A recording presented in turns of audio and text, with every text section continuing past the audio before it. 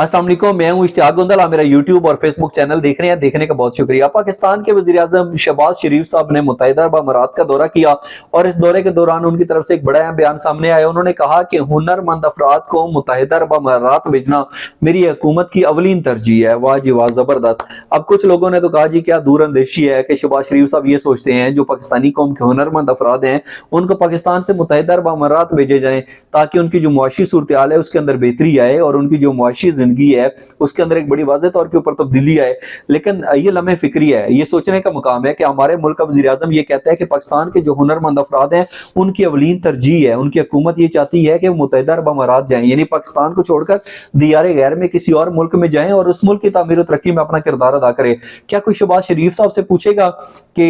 वज़ीर आज़म साहब ये आपकी बेहतरीन पॉलिसी नहीं होनी चाहिए, ये आपकी सोच नहीं होनी चाहिए, ये आपकी हिकमत अमली नहीं होनी चाहिए, ये आपकी ख्वाहिश नहीं होनी चाहिए। आपकी अखलाकी जिम्मेदारी है कि आप पाकिस्तान के अंदर रहते हुए इस तरीके से इंतजामात और इस तरीके से इकदाम करें कि जो पाकिस्तान का आला तालीमी याफ्ता नौजवान है या जो हुनरमंद अफराद हैं वो पाकिस्तान को छोड़कर दियारे गैर जाने पर जो है वो मजबूर ना हो जाएं, बल्कि ये आपकी जिम्मेदारी है कि पाकिस्तान के अंदर हुनरमंद अफराद के लिए इस तरीके से रोजगार के मौके जो है वो पैदा करें ताकि वो अपनी हुनरमंदी और उसके पास जो भी तरीक़ेकार है, उसके पास जो सलाहियतें हैं वो उनको इस्तेमाल करते हुए अपनी जिंदगी को मुआशी लिहाज से ज्यादा पुरस्कून बना सके, मुआशी लिहाज से अपनी जिंदगी के अंदर खुशगवार तब्दीली लेकर आ सके और अपना जो हुनरमंद जो उसके पास फन है उसको इस्तेमाल करते हुए पाकिस्तान की तामीर और तरक्की में किरदार अदा करे। आपने ये तो कभी नहीं किया, तो फिर ये जो आप बाहर जाने के लोगों को ख्वाब दिखा रहे हैं, क्या ये आपकी जिम्मेदारी नहीं है उन लोगों के लिए बाइज्जत तरीके से पाकिस्तान के अंदर रोजगार के मौके पैदा करना जो आप बार बार इख्तिदार के अंदर आते हैं? ताकि अगर आपने ये वाला एक बेहतरीन और काबिल मिसाल कदम उठाया होता तो फिर यकीनी तौर के ऊपर जो दियारे गैर के अंदर मुकीम पाकिस्तानी नौजवान हैं वो कभी अपने बूढ़े माँ बाप को छोड़कर दियारे गैर जाने पर मजबूर ना होते, वो अपनी जवान बहनों को छोड़कर दियारे गैर जाने पर मजबूर ना होते। और इसके साथ साथ बहुत सारे जो लोग हैं वो अपने बच्चों को कई कई साल देख नहीं पाते और इसके साथ साथ उसकी बुनियादी तौर पर वजह यह है कि पाकिस्तान के अंदर आपने उनके लिए कुछ इस तरीके से इकदाम ही नहीं किए कि वो पाकिस्तान के अंदर एक बेहतर रोजगार की शक्ल उनके पास मौजूद हो और वो पाकिस्तान के अंदर रोजगार को हासिल करते हुए एक बेहतरीन जिंदगी गुजार सके। आप तो फटाफट कह देते हैं जी मेरी हुकूमत की अवलीन तरजीह है कि ये जो हुनरमंद अफराद हैं या मुत्तहिदा अरब अमारात जाकर वहां पर एक बेहतरीन रोजगार हासिल करें। क्या ऐसा होना चाहिए? लाजमी फीडबैक दीजिएगा। और फिर दूसरा ये है कि मुझे बड़ी दफा मुत्तहिदा अरब अमारात में जाने का इत्तेफाक हुआ।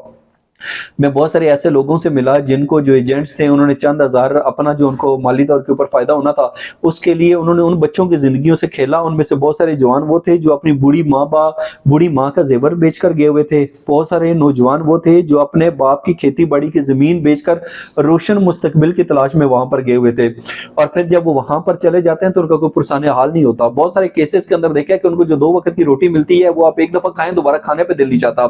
फिर उसके बाद ये है कि उनको कहा जाता है जी कि आपने पैसे दे दिए हैं, आप इतने पैसे और दे देंगे तो आपकी एमरेट आईडी यानी कि वहां का रेजिडेंस वीजा मिल जाएगा फॉर 2 इयर्स। वो अगर देखा जाए तो कभी 8,000 कभी 10,000 और कभी 12,000 दिरहम उसके चार्जेस लिए जाते हैं। आप ये देखें कि गरीब बच्चा जो अपनी माँ का जेवर बेचकर गया या अपने बाप की खेती बाड़ी की जमीन जो है वो बेचकर गया, वो जरा इसको ये 10-12,000 दिरहम को मल्टीप्लाई करें ना 10-12,000 को 61-62 के साथ तो आपको पता चल जाएगा कितनी अमाउंट बनती है। वो बेचारा कहां से करेगा? और फिर अगर खुदा न खास्ता कोई शख्स मजबूरी की हालत के अंदर मुत्तहिदा अरब अमारात चला जाता है और वो शख्स वहां पर जाकर बीमार हो जाता है तो इमरजेंसी के अंदर तो उसको वक्ती तौर के ऊपर कुछ गोलियां मिल जाती हैं, लेकिन उसके अंदर अगर डॉक्टर लिख देना कि अल्ट्रासाउंड करवाना है तो वहां पर अल्ट्रासाउंड 500 दिरहम का होता है जो कि पाकिस्तानी 30 से 31,000 रुपए का बनता है। वहां पे कोई दूध की लहरें नहीं बह रही कि जो यहाँ से सरहद पार करके जहाज में बैठा मुत्तहिदा अरब अमारात में उतरा और उसकी जिंदगी के अंदर एक ड्रामाई तब्दीली आ गई। खुदा के लिए लोगों को इस तरीके से गुमराह करना छोड़िए और जो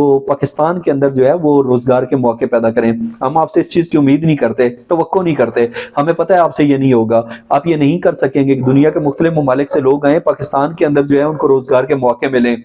ये नहीं होगा, ये मुतालबा भी नहीं है, ये डिमांड भी नहीं है, शायद आपके अंदर ये अहलियत भी नहीं है, लेकिन कम से कम जो पाकिस्तान के लोग हैं उनके लिए तो कोई रोजगार के यहाँ पर मौके पैदा करें ताकि जो एक शख्स बाहर जाता है वो अपनी जवान बहन को छोड़कर, एक बेटा अपनी बूढ़े माँ बाप को छोड़कर اور اس کے ساتھ ساتھ ایک جو باپ ہے وہ اپنے چھوٹی چھوٹی عمر کے بچوں کو چھوڑ کر دیار غیر جانے پر مجبور نہ ہو، اور پھر اس کے بعد وہی جو باہر چلے جاتے ہیں وہ کئی سال اپنے بیوی بچوں کو، بہن بھائیوں کو اور بوڑھے ماں باپ کو نہیں دیکھ سکتے، تو کیا یہ لمحہ فکریہ نہیں ہے؟ اور دوسرا یہ ہے کہ شہباز شریف صاحب نے Abu Dhabi chamber of congress کے لوگوں سے ملاقات کی اور ان کو پاکستان آنے کی دعوت دی، بہت زبردست اچھی بات ہے، بالکل ان کو پاکستان آنا چاہیے، اور ساتھ انہوں نے کہا کہ آپ پاکستان کا دورہ کریں اور دیکھیں کہ پاکستان کے اندر سرمایہ کاری کے کتنے جو ہے وسیع مواقع موجود ہیں۔